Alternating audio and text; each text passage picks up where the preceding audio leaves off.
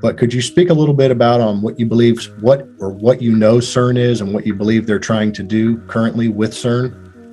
Cern is all about access to the spiritual gates, and the elite for years have had, the different governments and military that have taken over what I call the major gates.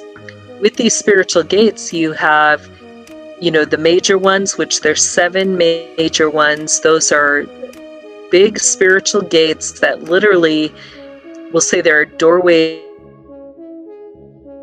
into the heavens or the lower realms.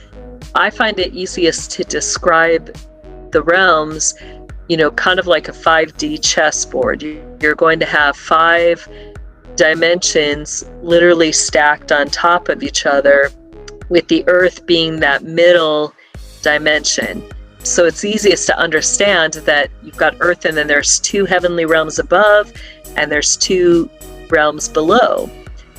So those major gates, those have access, where that vertical access where you could literally be on the earth and you can travel up into the throne room of God, or you can travel down into those lower realms. The minor gates have access that goes horizontally from point A to point B.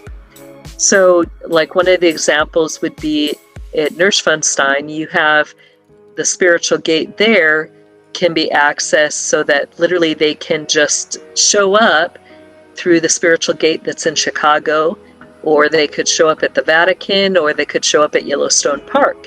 So the military heavily guard that. Cern is one of the larger gates. It also connects with the other 6 major gates.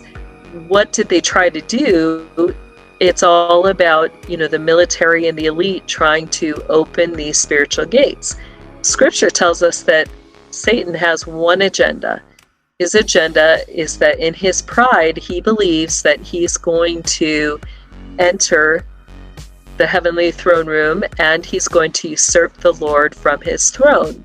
But he's got a problem. That problem is that when his demonic generals were cast out of heaven, they were not given permission to come back in. Now, Satan can go into the heavenly throne room because he's the one that the Lord has temporarily given dominion over the earth. It says that he is the prince of the power of the air. Because of that, he still is under God's authority. In order for him to do whatever he wants to do, he still has to get the Lord's permission.